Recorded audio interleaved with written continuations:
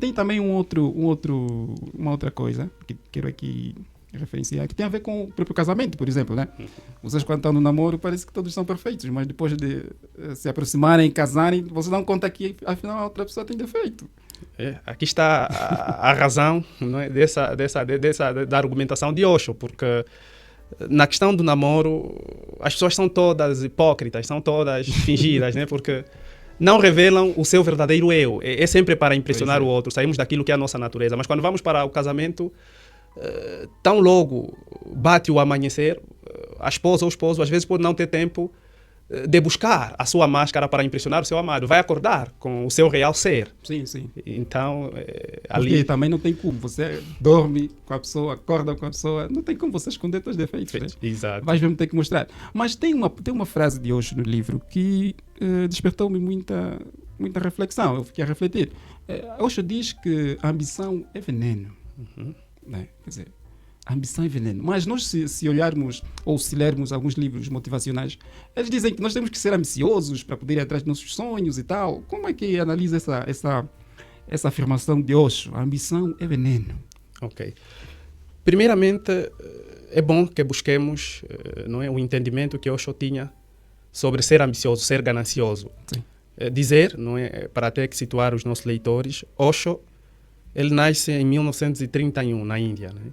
E terá se afirmado na segunda metade do século passado, isto é, do século XX, após a Segunda Guerra Mundial. Sim. E nós muito bem sabemos, por intermédio da história, que a Índia é um país que ostenta uma pobreza bastante acentuada. Não é? Bastante acentuada. Então, Osho, quando diz que a ambição é um veneno, ele primeiro define aqui ganância, ambição, como sendo o esforço que um indivíduo faz para se encher de alguma coisa, seja dinheiro, seja fama, seja sexo, seja comida. Então isto é ganância, isto é veneno.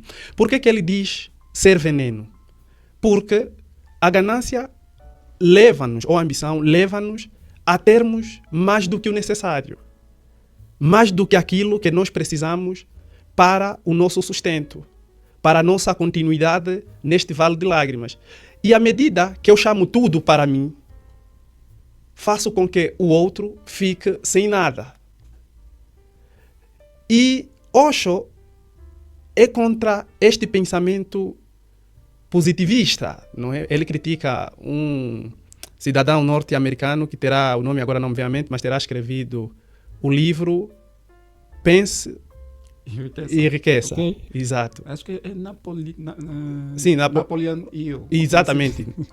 Ele critica este autor, bem como critica também o autor do livro, parece, como é influenciar pessoas, né? Como fazer amigos e influenciar pessoas. Exatamente. Ele critica esses dois autores, dizendo que são os semeadores da filosofia do pensamento positivo. Não, mas estes autores também trazem algumas ideias interessantes, né? Para ter que... Pense em Enriqueça é um livro que influenciou muitos empreendedores e até hoje influencia. Sabia que Osho descreve no seu livro o cenário de que este autor terá se encontrado com o autor da marca Ford, não é? Sim, Henry Ford, numa biblioteca.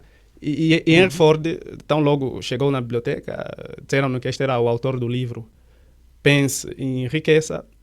E ele perguntou ao autor se da sua casa para a biblioteca terá vindo com seu carro próprio ou de um autocarro. E ele disse que vinha de autocarro. Então Henry Ford disse, não tenho por que comprar o teu livro.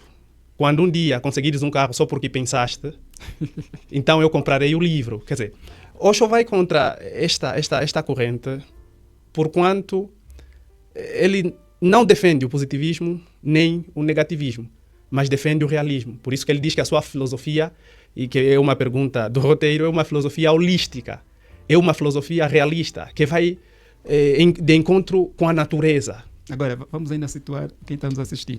Vamos aqui ainda estabelecer uma diferença entre o positivismo, o idealismo e o realismo. Exato. Para podermos esclarecer algumas ideias, porque pode ser que quem está nos assistir não saiba diferenciar essas três correntes filosóficas. Exato. Sim. Quando falamos da corrente positivista, que é muito mais norte-americana, não é? Baseia-se na questão de que, independentemente das circunstâncias que estejamos a viver, que sejamos sempre positivistas, não é? Que O pensar positivo é o princípio do bem-estar, é o princípio do sucesso. Sim. Ao passo que a corrente holística, realista, Sim. baseia-se naquilo que é, não mascara a realidade. Então, essa corrente acredita que tanto o bem quanto o mal fazem parte do da viver. vida, ok? Então, São aqueles que aceitam o mundo como ele é. exatamente, é como o dia e a noite. Sim. É como a morte e a vida. Eu também defendo isto, porque às vezes muita gente sofre porque não consegue aceitar a realidade. Né? Sim, sim. Ele vive apenas na imaginação. Ou se fosse assim, mas se esquece claramente daquilo que é. Exato. Porque a vida, eu tenho dito que a vida é uma constante. A vida é. Nós não temos como alterar a vida. Sim. Então, agora, quanto